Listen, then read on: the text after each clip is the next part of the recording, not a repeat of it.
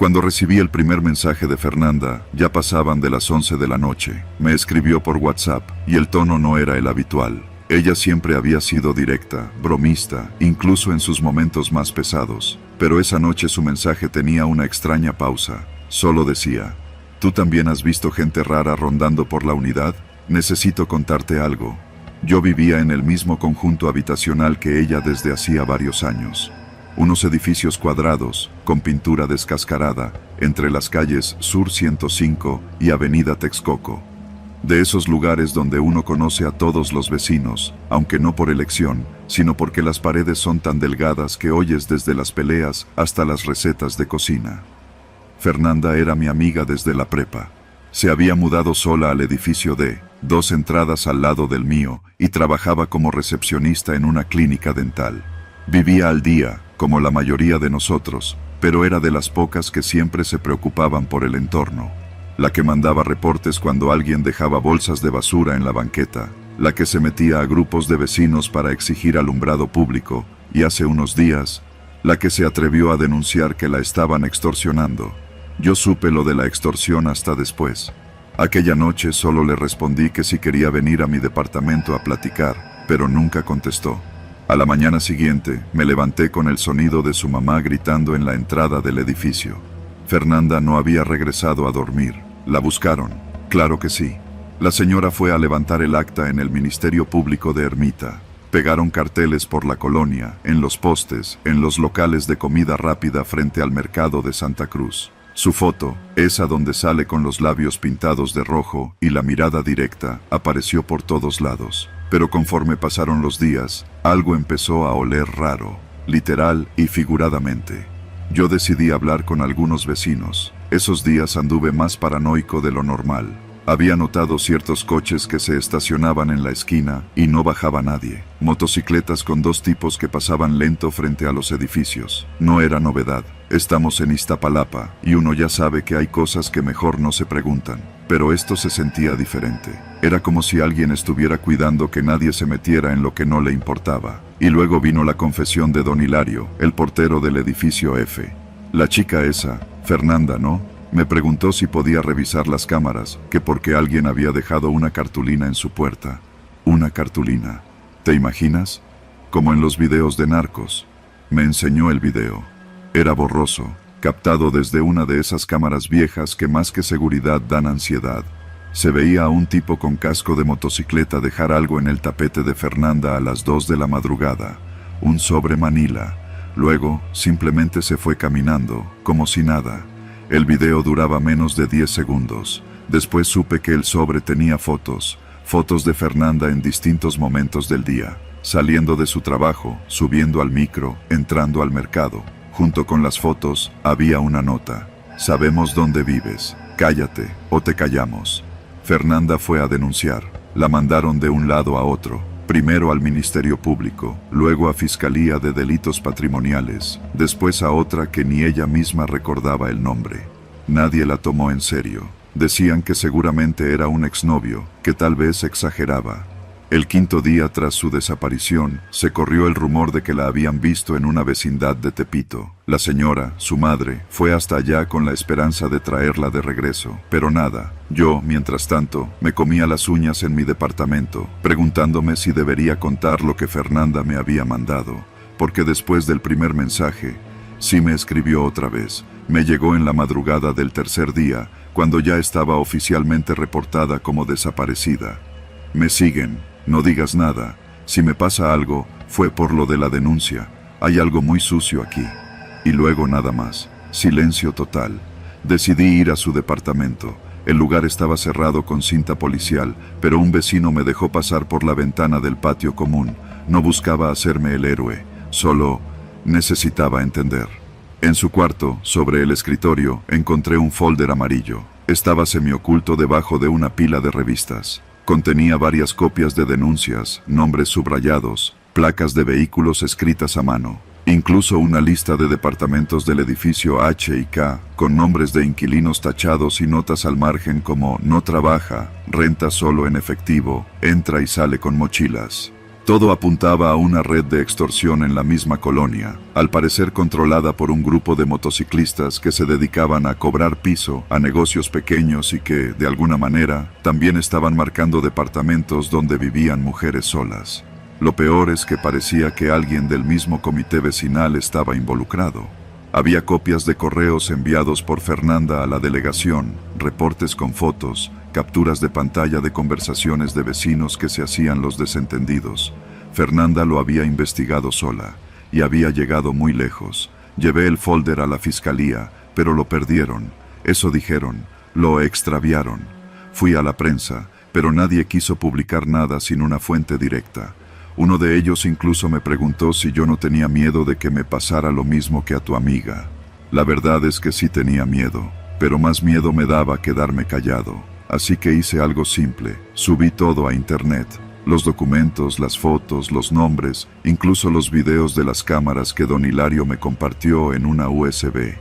Lo compartí en Reddit, en Twitter, en páginas de denuncias ciudadanas. Usé perfiles falsos. Escribí como si fuera otra persona. Solo quería que alguien más lo viera, que alguien le creyera. Y funcionó, al menos en parte. Un mes después, llegaron federales, supuestamente por una denuncia anónima. Hubo cateos en los edificios H y K, arrestaron a 3 tipos. Uno era parte del comité vecinal, otro trabajaba en una refaccionaria de la esquina. El tercero era un policía en activo. Lo sacaron esposado por la entrada principal mientras varios vecinos grababan con sus celulares y fingían sorpresa. De Fernanda, nada. No hubo cuerpo, no hubo carta, no hubo explicación. Han pasado 6 meses. Me cambié de departamento. No he podido dormir bien desde entonces. A veces, juro que la veo. En el vagón del metro, entre la gente, en la fila del banco, en la calle, en una sombra que se mueve más rápido de lo que debería. Pero nunca es ella. A veces, cuando paso por donde estaba su edificio, dejo flores en la entrada. No porque crea que está muerta, sino porque ella fue la única que se atrevió a decir lo que todos sabíamos, que la colonia estaba podrida, que la podredumbre estaba adentro, no afuera, y que nadie, absolutamente nadie, iba a hacer nada, hasta que una mujer desapareciera, y desapareció, y aún así, nadie vino a buscarla, solo yo, y ya es demasiado tarde. Soy Mauricio, y hasta hace poco vivía en un fraccionamiento llamado Los Encinos, en las afueras de Tlalnepantla, Estado de México. La historia que estoy a punto de contar no tiene fantasmas, ni demonios, ni brujas, solo personas, personas reales. Y eso es precisamente lo que la hace peor. Cuando llegamos a vivir ahí, el fraccionamiento tenía poco más de 5 años de haberse construido. Todo estaba relativamente nuevo. Casas con acabados sencillos, calles bien asfaltadas, áreas verdes con juegos infantiles y vecinos que saludaban por costumbre aunque ni se supieran tu nombre. Nosotros rentábamos. Yo trabajaba desde casa y mi esposa se encargaba de un pequeño local de uñas en una de las calles principales. Lo que más me gustaba de Los Encinos era el parque central. No era muy grande, pero tenía bancas, árboles y un módulo de juegos de metal con resbaladilla, columpios y una pequeña casita de madera donde los niños se metían a jugar. Cada tarde se escuchaban risas, gritos, pelotas rebotando y bicicletas chirriando en la banqueta. Era un lugar vivo, y supongo que eso nos daba cierta falsa sensación de seguridad. Durante casi 2 años, todo fue normal, lo típico. Vecinos que se pelean por los lugares de estacionamiento, niños pateando balones contra portones, perros ladrando a la nada. Hasta que comenzó eso. Todo empezó con un olor raro, a podrido, a humedad estancada, pero solo en las noches. Aparecía al caer el sol, justo cuando los niños dejaban de jugar y las lámparas del parque encendían con ese zumbido eléctrico. Al principio pensamos que era algún animal muerto en las coladeras. Mi esposa incluso llamó al ayuntamiento para que fueran a revisar, pero ya sabes cómo son, que van a mandar una cuadrilla, que están en proceso, que no hay personal suficiente. Nadie vino. Luego pasó lo de los perros. En menos de 2 semanas, 3 vecinos distintos encontraron a sus perros muertos cerca del parque. Uno con el cuello roto, otro con el estómago abierto y el último, según contó la señora Mónica, con la lengua arrancada. Lo encontraron tirado justo en la entrada de la casita de juegos. Desde ahí, algo en el fraccionamiento cambió. La gente dejó de ir al parque. Los niños jugaban más cerca de sus casas. Ya no se oían risas al atardecer, solo el zumbido de las lámparas y ese olor cada vez más fuerte. Yo empecé a evitar pasar por ahí, pero un día lo tuve que hacer. Fui a la tiendita del otro lado del parque y regresé caminando por la banqueta junto al área de juegos. Cuando pasé junto a la casita de madera, algo me hizo detenerme. Había un agujero, un hoyo en la tierra, justo debajo de la casita. No era muy grande, como de medio metro de ancho, pero sí profundo. Y lo peor, el olor venía de ahí, asqueroso, penetrante, como carne descompuesta. Pensé que algún perro había cavado ahí y dejado algo muerto, así que al llegar a casa se lo conté a mi esposa. Me dijo que al día siguiente se lo diría al administrador del fraccionamiento. Pero no dio tiempo. Esa misma noche, los policías llegaron al fraccionamiento. No era común ver patrullas ahí, mucho menos con las torretas encendidas. Me asomé por la ventana y vi a varios oficiales bajando con lámparas y guantes de látex. 2 iban directo al parque. Sentí que el estómago se me apretaba. Algo estaba mal, muy mal. Salí. Muchos vecinos ya estaban afuera. Nos hicimos bolas cerca del área de juegos, mientras un oficial ponía una cinta amarilla. Luego llegó una ambulancia. No sabíamos nada, nadie decía nada, pero después lo supe. Encontraron restos humanos en el agujero. Primero dijeron que era un cuerpo. Luego, en los días siguientes, confirmaron que no era uno, sino varios cuerpos. Al menos 5, dijo un reportero que vino a cubrir el suceso. Cadáveres en descomposición, envueltos en bolsas negras, enterrados debajo de la tierra donde jugaban nuestros hijos. No puedo explicarte lo que se siente saber que a menos de 10 metros de donde cenas, había cuerpos enterrados desde quién sabe cuándo. Nadie en el fraccionamiento volvió a dormir igual. Los noticieros se presentaron el siguiente día. Las versiones comenzaron a mezclarse, que si era una fosa de narcos, que si el terreno había sido usado antes como tiradero clandestino, que si era una venganza o incluso un ritual. Ninguna autoridad nos daba respuestas claras. Solo dijeron que la investigación estaba en curso y que había indicios de actividades delictivas. Una semana después, llegó la noticia que lo cambió todo. Uno de los cuerpos era de una mujer desaparecida hacía 3 años, reportada en otra colonia de Tlalnepantla. Lo reconocieron por un tatuaje en la muñeca y las placas dentales. Eso implicaba que los cuerpos llevaban años enterrados ahí, y sin embargo, nadie había notado nada. Ni los niños, ni los albañiles que pusieron la estructura de juegos, ni los encargados del mantenimiento. ¿O sí? Porque a partir de ese momento, varios vecinos comenzaron a recordar cosas, frases sueltas, comentarios de niños, cosas que en su momento no parecieron importantes. Mamá, aquí huele feo, como a sangre vieja. Ayer vi un hueso blanco donde está la arena. Mi primo dice que vio una mano en la tierra. Cosas así. Palabras de niños que los adultos descartamos como imaginación. Yo me fui. No inmediatamente, pero lo hice. Al mes siguiente dejé el fraccionamiento. Ya no podía vivir con la idea de haber pasado años caminando junto a un lugar que escondía cadáveres. Mi esposa se resistió, pero al final aceptó. Vendimos todo barato, perdimos dinero, no me importó. La paz mental es más valiosa. Y aquí estoy, escribiendo esto desde otro lado del Estado de México, en un departamento que apenas si tiene muebles, pero en el que al menos no tengo un parque con muertos enterrados a la vuelta. ¿Quién los enterró ahí? Nunca se supo. ¿Quién lo permitió? ¿Por qué nadie escuchó nada? ¿Quién tapó la tierra después de cada cuerpo? Esas preguntas siguen sin respuesta, pero hay algo que me cuesta más aceptar.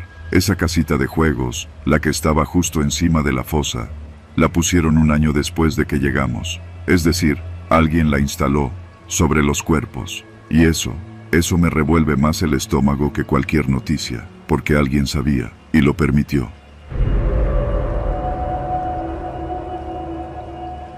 Mi nombre es Manuel, soy arquitecto, aunque hace unos años dejé el despacho donde trabajaba para independizarme. No me quejo, vivo de mis proyectos y, aunque no soy rico, tampoco me falta. Tengo 42 años, divorciado desde hace 3, y comparto departamento con mi perro Bruno, un pastor alemán que me ha salvado de la soledad más veces de las que puedo contar. La historia que voy a contar ocurrió hace poco, en el mes de septiembre, una noche cualquiera en la Ciudad de México. No hay fantasmas ni demonios, Solo un tipo común como yo, enfrentándose a algo mucho más real y aterrador. El poder sin rostro, ese que te puede destruir en segundos y desaparecer sin dejar rastro. Eran alrededor de las 11 de la noche. Acababa de salir de casa de un amigo en la colonia Roma. Habíamos cenado y tomado unas cervezas. No muchas. Iba sobrio, solo un poco cansado. Mi carro, un Jetta gris modelo 2014, estaba estacionado en una calle lateral. Me subí, puse música, algo tranquilo, Sabina o algo así, y empecé a manejar rumbo a mi departamento, en Mixcoac. Tomé Insurgentes y luego di vuelta en una calle secundaria para evitar el tráfico de Reforma. Ahí fue cuando lo vi. Una patrulla blanca con franjas azules, luces apagadas, estacionada de forma extraña, como en espera. No le di importancia, no estaba haciendo nada mal, así que seguí conduciendo. Pero en cuanto pasé junto a ellos, encendieron las luces y comenzaron a seguirme. Manejé normal, sin acelerar. Después de 2 cuadras, me indicaron que me orillara. Me estacioné. Bajaron 2 policías. Uno de ellos era joven, de esos que todavía conservan la mirada viva.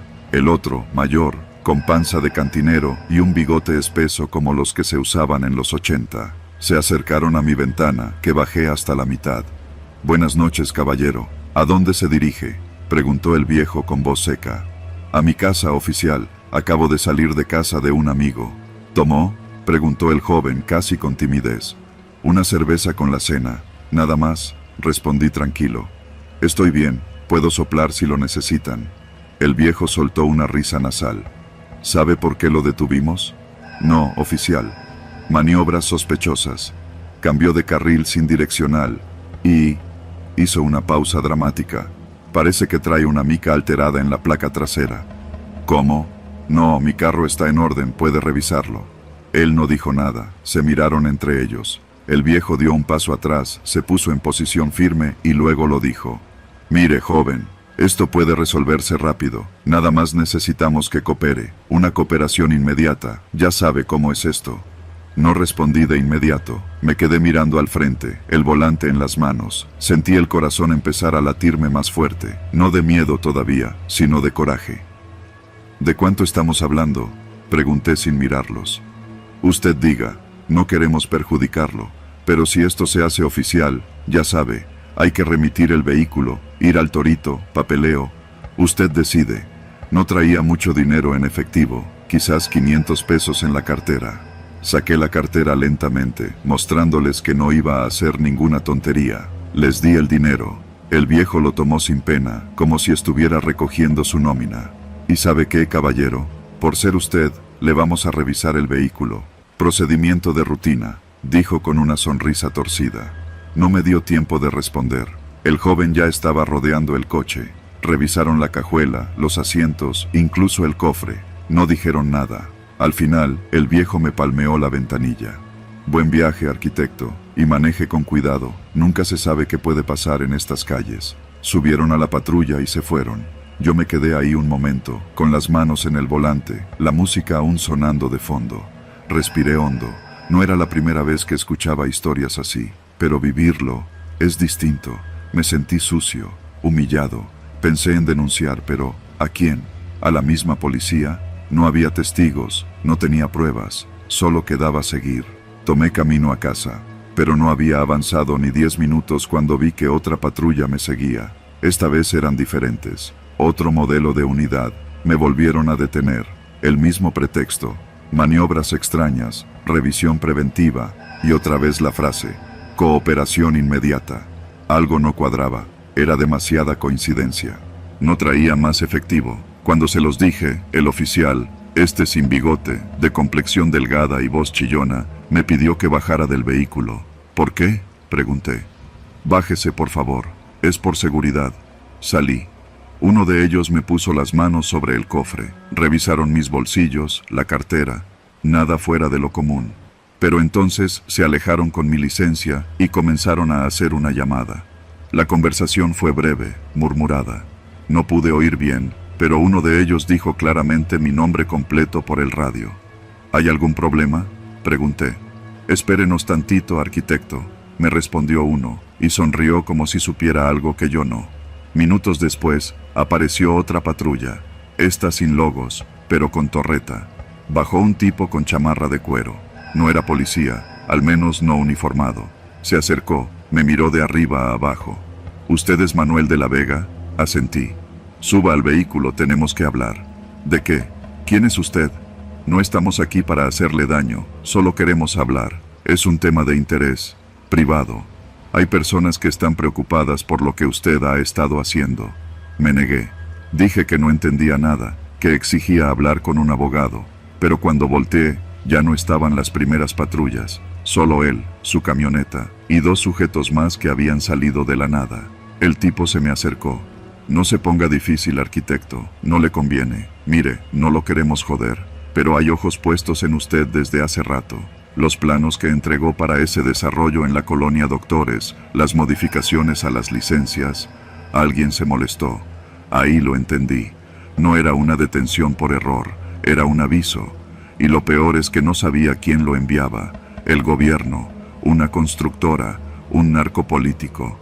En este país, todos juegan sucio y todos están conectados. No subí a la camioneta, no me tocaban, solo me hablaron. Pero lo suficiente para que esa noche durmiera con las luces encendidas y el teléfono en la mano, esperando que no regresaran. Desde entonces, cada vez que veo una patrulla, cada vez que alguien me llama por mi nombre sin yo conocerlo, me recorre una sensación, como si estuviera desnudo frente a algo que no puedo controlar. No hay monstruos en esta historia, solo el país que te traga si levantas la cabeza más de la cuenta. Aprendí la lección. Aquí, a veces, sobrevivir no es tener fuerza, es saber cuándo agachar la mirada, y tener lista siempre una cooperación inmediata.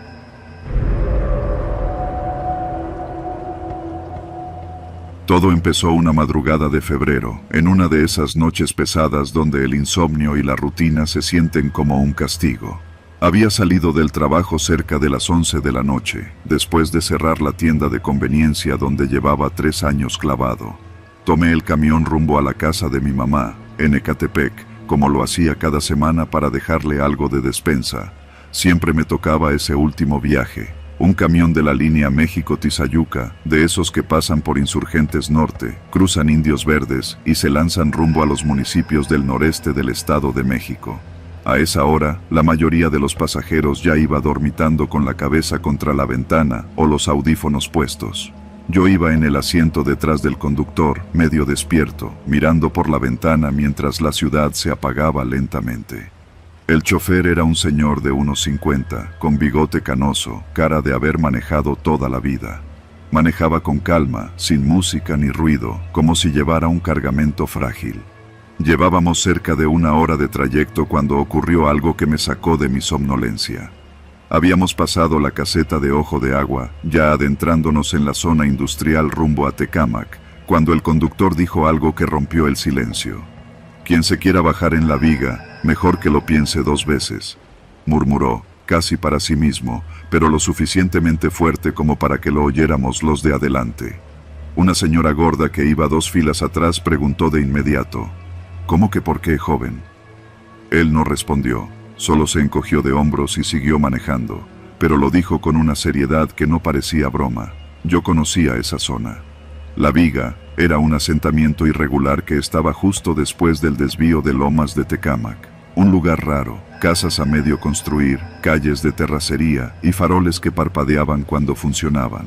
Nunca me había bajado ahí, pero había pasado varias veces por ese tramo. Unos 20 minutos después, el camión redujo la velocidad. Ya íbamos por una avenida sin nombre, con terrenos baldíos a los lados. El asfalto se sentía más rugoso, las luces más escasas. Vi por la ventana que se acercaba la parada de la Viga. Un foco solitario iluminaba apenas la banqueta. Entonces se levantó un chavo de gorra negra y sudadera. Sin decir nada, jaló la cuerda para indicar su bajada. El conductor frenó en seco. No abrió la puerta. «Aquí no», dijo, sin voltear. El chavo frunció el ceño. «¿Cómo que no? Aquí no bajo a nadie», repitió el conductor, esta vez más firme. La tensión en el camión fue inmediata. Nadie dijo nada, pero todos dejaron de mirar el celular. El chavo se acercó al chofer y le habló con tono de advertencia. «Yo pagué. Tengo derecho a bajarme donde se me dé la gana».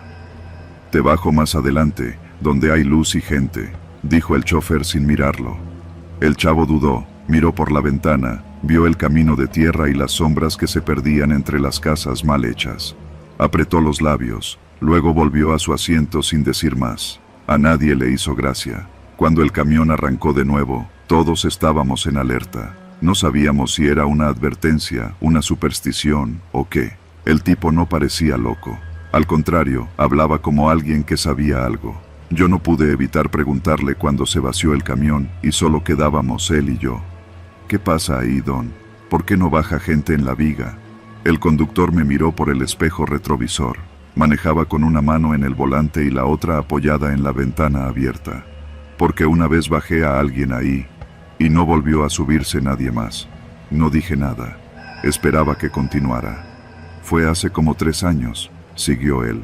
Un pasajero, joven como tú, me pidió bajarse ahí mismo. Le dije que no era buena idea, que esa colonia no estaba bien, pero insistió. Lo dejé, y apenas avancé unos metros, me pareció ver que alguien lo estaba esperando. Unos tipos en moto, con cascos oscuros. Hizo una pausa. A la semana apareció su foto en un poste, pegada con cinta gris. Se buscaba a ese muchacho. Nunca lo encontraron. Pasaron semanas desde esa noche. Yo no le di más vueltas. Pensé que tal vez el señor se había inventado una historia para evitar asaltos, o para justificar alguna regla de la empresa. Pero el destino es cruel, y las palabras a veces se quedan sembradas como semillas. Una noche, me tocó ir a ver a un cliente que vivía en esa misma zona. Yo trabajo haciendo reparaciones de redes inalámbricas y cámaras de seguridad. Me llegó el contacto por un grupo de Telegram.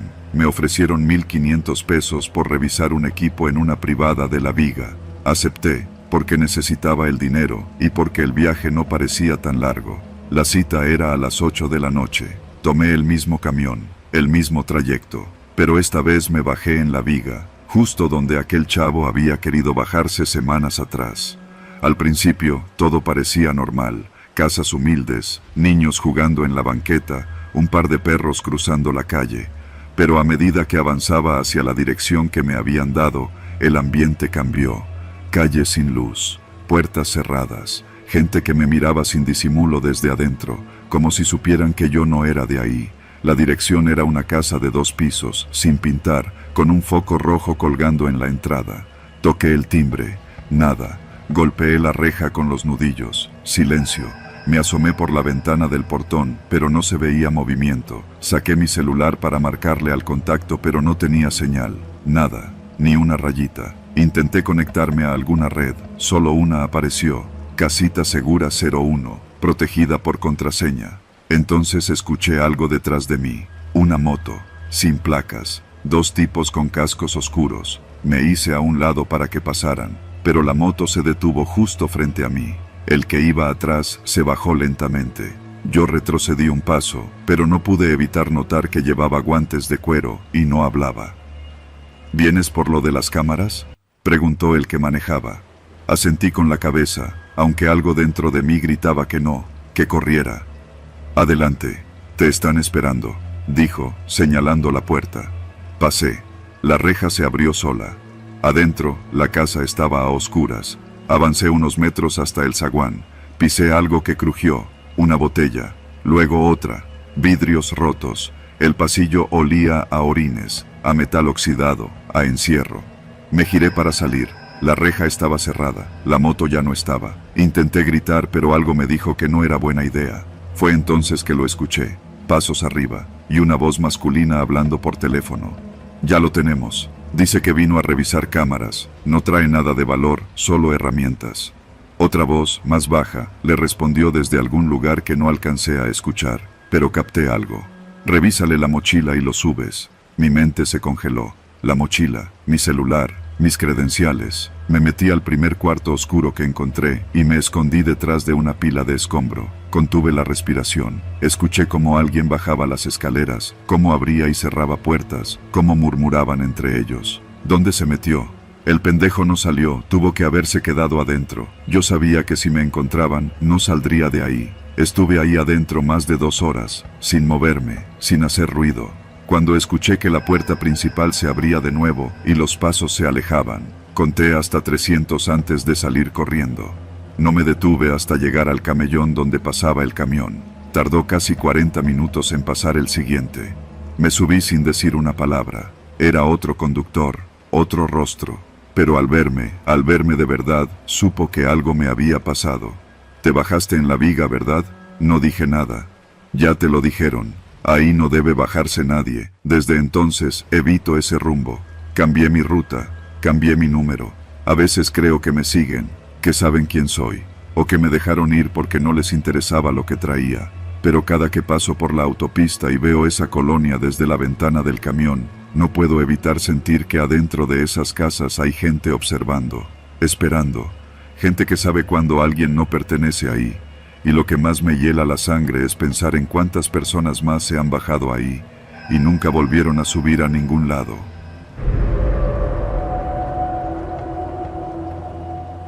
Trabajo como auxiliar de almacenaje en una empresa de importación de autopartes ubicada en Vallejo, en el norte de la Ciudad de México.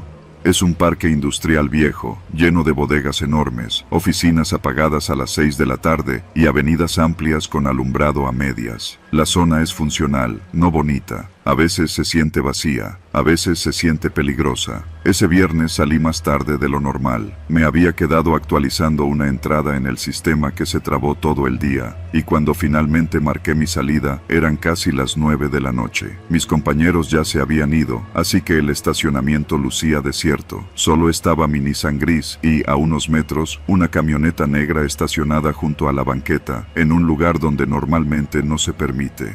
Una Suburban o algo parecido, grande, elegante, llantas gruesas, cristales polarizados hasta el frente.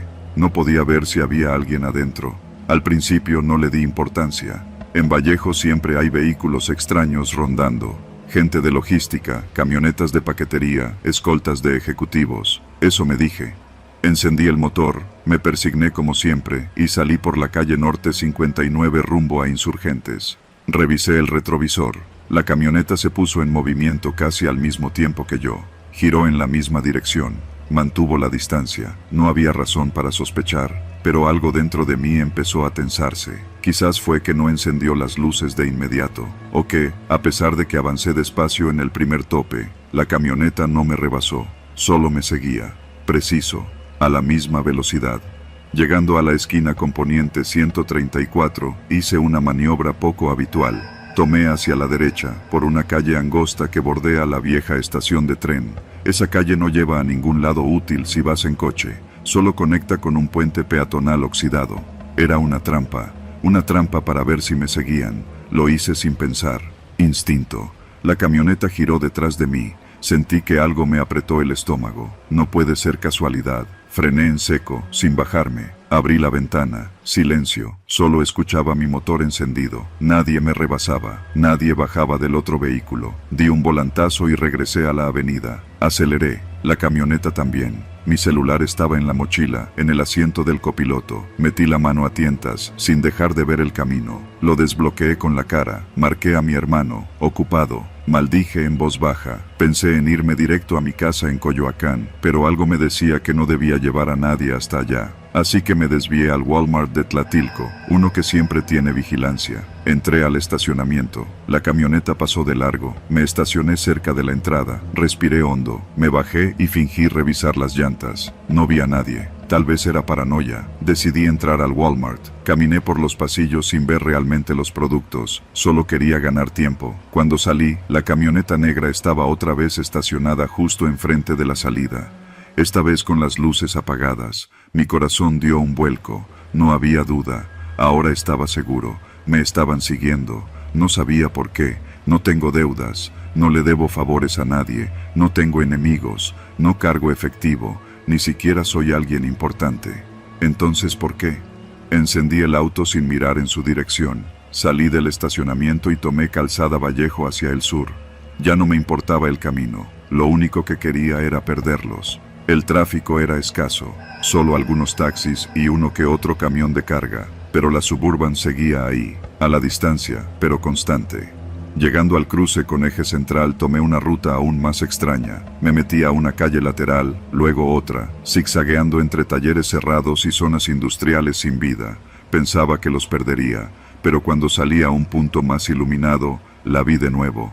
Atrás, siempre atrás. Mi mente trabajaba a 1000 por hora. ¿Y si no era una camioneta? ¿Y si era gente armada? ¿Y si se trataba de un intento de secuestro express? ¿O de robo?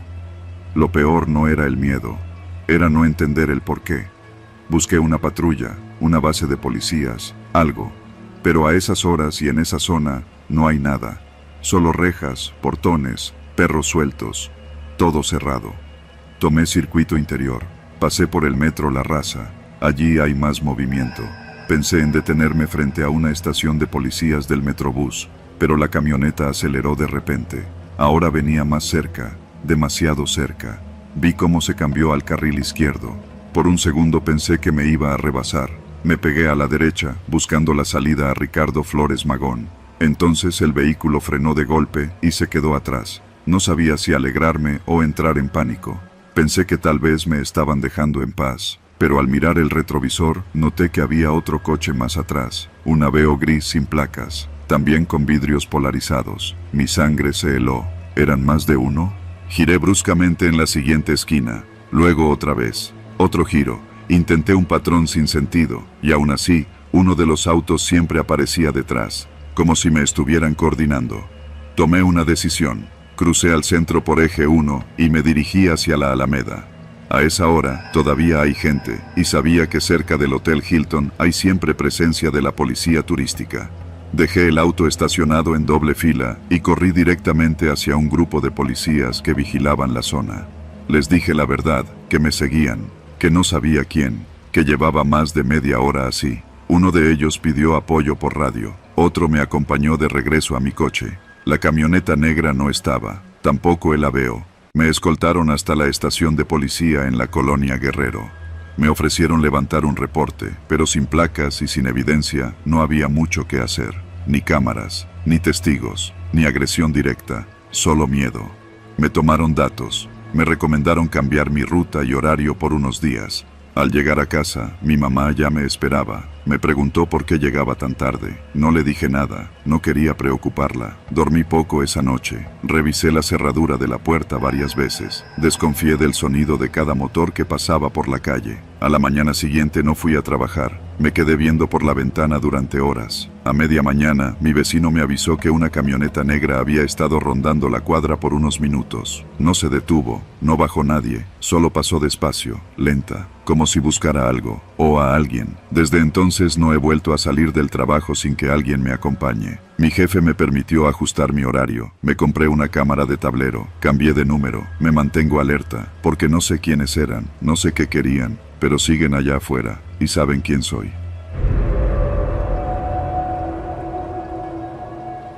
Mi nombre es Álvaro y tengo 27 años. Desde hace 3, trabajo como cajero en un Oxxo ubicado en una esquina bastante transitada de Iztacalco, en la Ciudad de México, justo entre una parada de microbuses y una calle secundaria que lleva directo a varias vecindades. El Oxxo tiene de todo, viejitas que vienen por su recarga de saldo, chavos de secundaria buscando dulces, y hasta godines de una oficina cercana que llegan por su café en las mañanas. La tienda nunca cierra, y por eso, también nunca sabes qué clase de gente te va a tocar atender.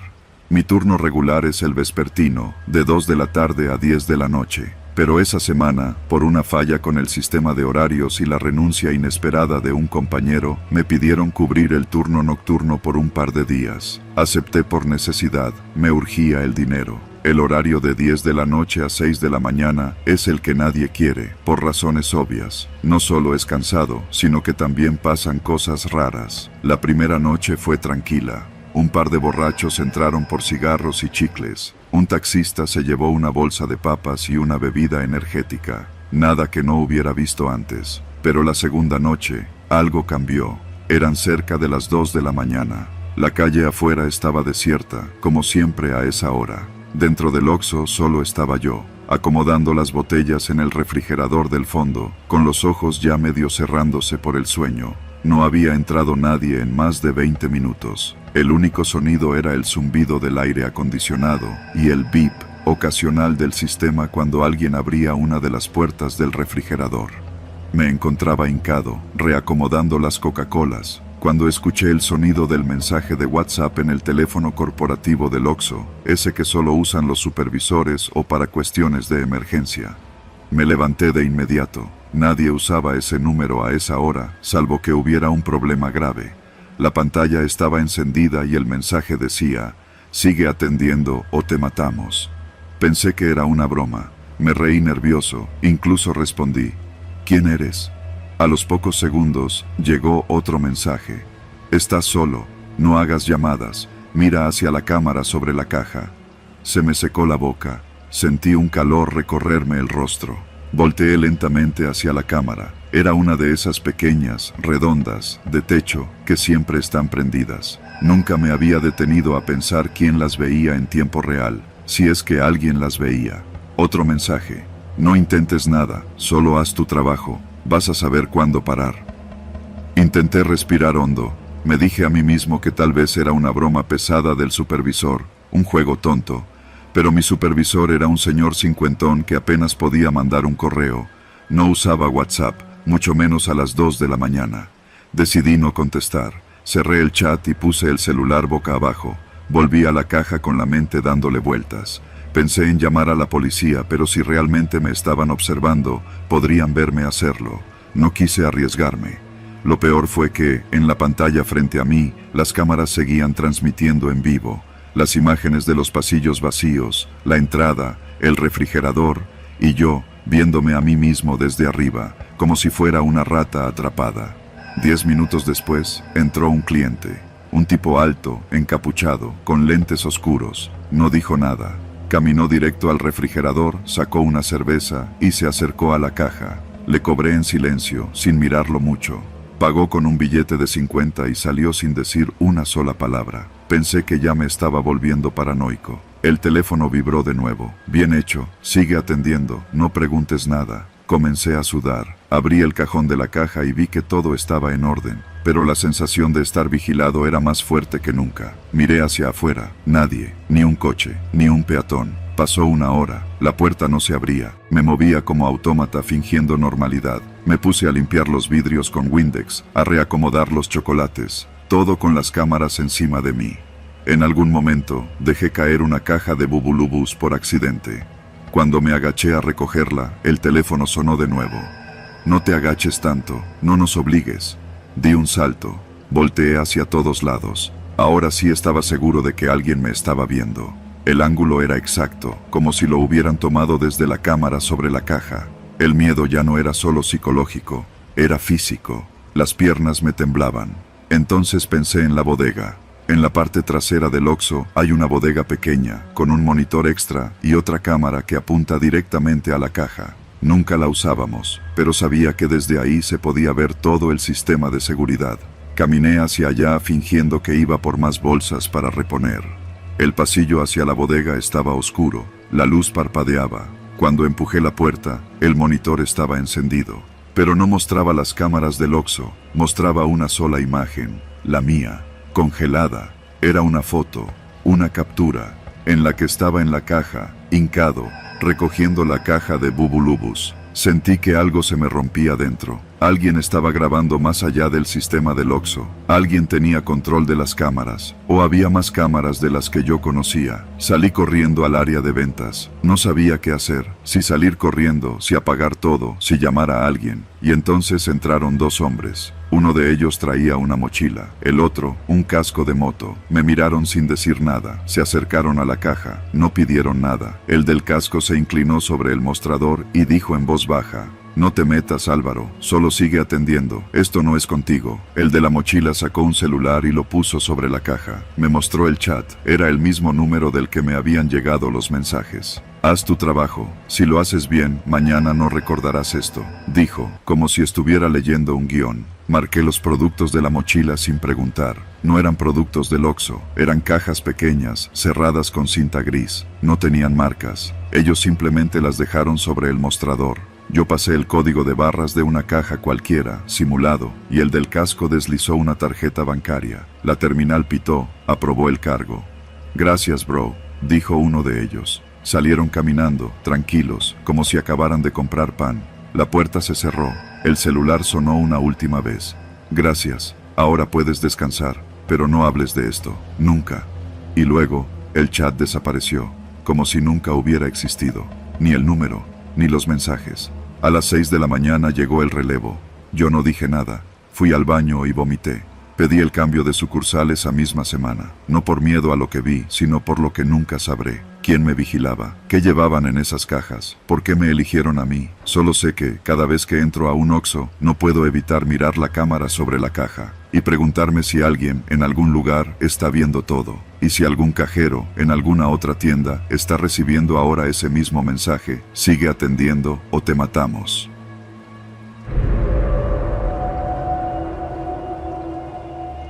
Cuando uno piensa en morir, se imagina un accidente, una enfermedad, un error estúpido. Pero yo nunca pensé que una camioneta blanca, con vidrios polarizados, estacionada frente a mi casa en Nezahualcóyotl a las 2 de la mañana, iba a ser el inicio de lo peor.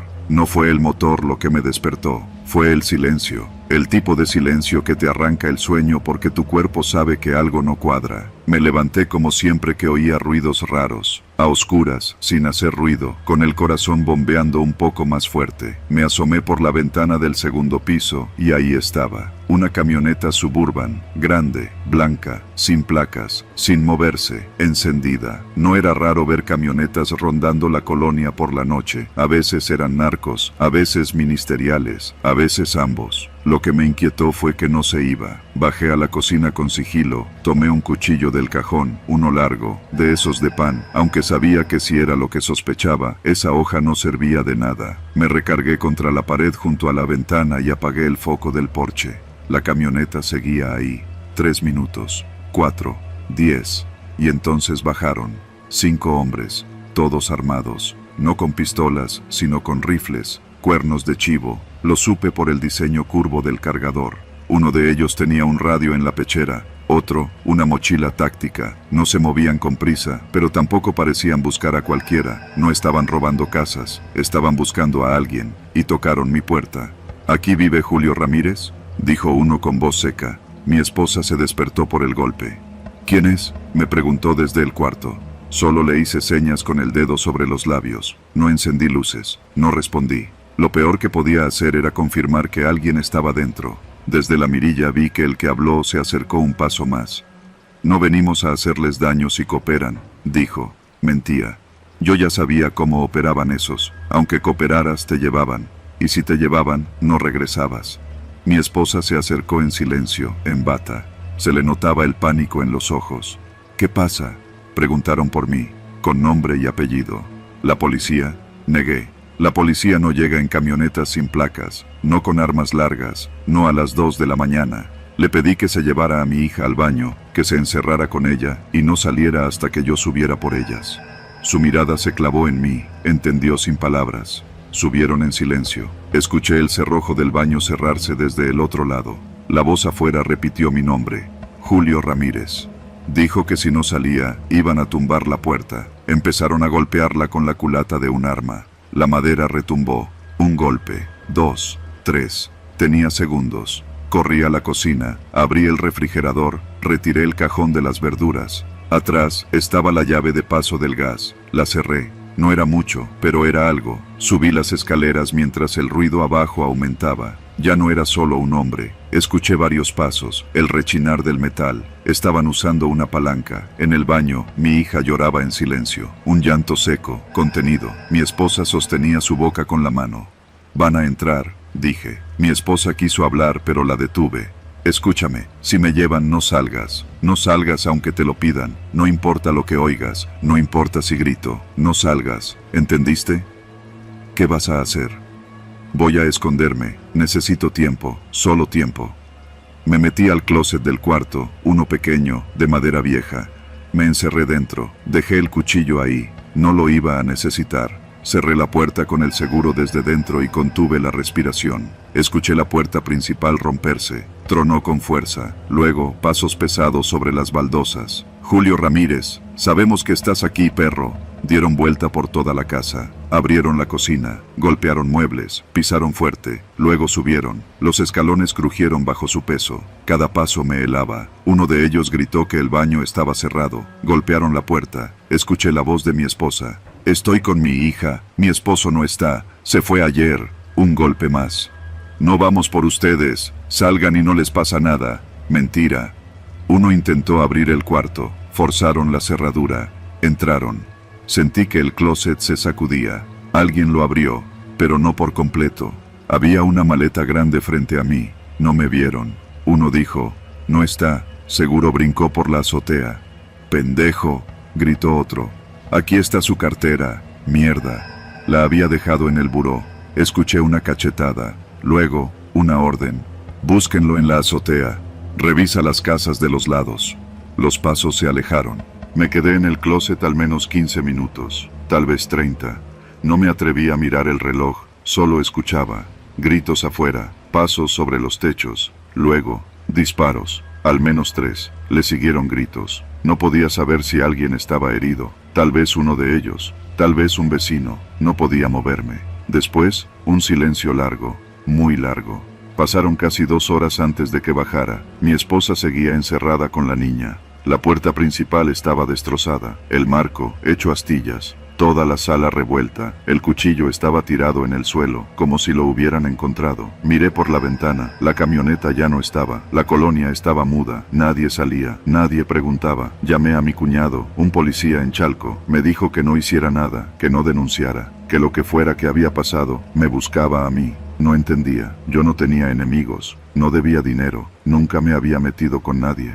Te confundieron, dijo, pero su voz no sonaba convencida. Esa misma noche hicimos maleta, 3 mochilas, una para cada uno. Tomamos un taxi hasta el paradero de Pantitlán, de ahí un autobús a Toluca. Rentamos un cuarto por noche en un hotel viejo. Pasamos 2 semanas ahí. No salíamos. No hablábamos con nadie. Mi esposa no dormía. Yo tampoco. Solo mi hija parecía no haber entendido del todo. Pasaron 20 días hasta que pudimos rentar un cuarto en Querétaro con un contacto lejano. Cambié mi número. Borré mis redes. Me desaparecí. No supe nunca quién me buscaba. No dejaron recado. No hubo seguimiento. Solo la certeza de que, una noche, 5 hombres con armas largas llegaron a mi casa sabiendo mi nombre, y que yo solo estoy vivo porque algo, en su cadena de decisiones, falló. Quizás alguien les dio mal la dirección, quizás me confundieron con otro, o quizás me perdonaron por algo que nunca supe haber hecho. Lo único que tengo claro es esto: no vuelvo a usar mi nombre, ni en voz alta, porque en este país cuando preguntan por ti con armas largas, no es porque quieran saludarte.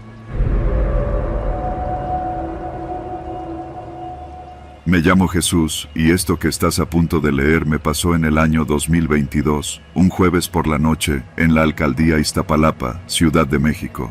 Yo trabajaba en ese entonces como auxiliar de almacén en una bodega que quedaba cerca de la central de abastos, y salía casi diario después de las 10. Como la mayoría, tomaba la combi para volver a casa. Vivía con mi madre y mi hermana en la colonia Santa Marta, Acatitla. Las rutas nocturnas ya casi no se llenaban a esa hora, así que uno agradecía que hubiera lugar para irse sentado. Esa noche no era distinta a ninguna otra. Me subí a la combi a eso de las 10:20. Éramos 6 pasajeros, contando al chofer, una señora con uniforme de limpieza, 2 chavos que parecían estudiantes, un don ya mayor que se veía bien cansado, y un tipo flaco, alto, con gorra y chamarra negra, sentado en la esquina del fondo, solo. Me fijé en él porque traía una mochila grande en las piernas, de esas de repartidor de plataforma, aunque la suya no tenía logo. Yo iba con los audífonos puestos, viendo por la ventana cómo las luces de los puestos callejeros se iban alejando. Las calles empezaban a vaciarse, y el calor húmedo del día ya bajaba. No había mucho tráfico. A esa hora, la ruta siempre era rápida. Cuando la combi llegó al cruce de la avenida Tláhuac y la calle de la Turba, el chofer frenó de golpe. Pensé que alguien iba a subir, pero nadie se acercó a la puerta. El chofer bajó el volumen de su música y empezó a mirar por los espejos como si hubiera visto algo. Se asomó, hizo una seña de "ahorita regreso" y se bajó sin decir nada. Todos nos quedamos quietos unos segundos, pero nadie dijo nada. No era raro que los choferes se bajaran por un cigarro, a orinar en un árbol o para hablar con otro chofer, así que no me alarmé. Pero pasaron unos minutos, y el señor no volvía. La señora de limpieza se asomó a la ventana. Dijo en voz baja: "No lo veo". Fue entonces cuando 2 tipos salieron de la nada y se plantaron frente a la puerta trasera. Uno de ellos, moreno, ancho de espaldas, golpeó el vidrio con los nudillos. «Pásate para atrás, compa», le dijo al chavo que estaba junto a la puerta. Fue ese tono, seco, sin emoción, lo que me heló. El tipo que hablaba tenía algo en los ojos que no se veía normal. No eran rojos ni raros, eran comunes. Lo que daba miedo era cómo no mostraban nada, ni enojo, ni prisa, ni nervio, nada. Como si lo que iba a hacer ya lo tuviera ensayado muchas veces. El otro tipo, más flaco y con chamarra verde, sacó una pistola y la mostró apenas, con un gesto de advertencia. El don mayor alzó las manos de inmediato. La señora se cubrió la boca con ambas manos. El de la chamarra negra, el que iba solo al fondo, se levantó sin decir nada. No reaccionó como nosotros. Caminó despacio hacia la puerta, como si ya supiera qué seguía. Al pasar junto a mí, sentí un olor raro. No feo, pero sí muy fuerte, como cuando uno entra a una ferretería. Ese olor a metal, a grasa vieja. Los dos tipos subieron sin prisa. El primero revisó a cada pasajero, mientras el otro apuntaba. A mí me sacaron el celular, la cartera y hasta el reloj. Nadie se resistió. El de la pistola nos ordenó que no levantáramos la cabeza. Ni un ruido, ni una mirada. Y ya saben, si no cooperan, se quedan aquí. La señora sollozaba en silencio. El don parecía estar a punto de desmayarse. Uno de los chavos trataba de respirar hondo, como conteniéndose.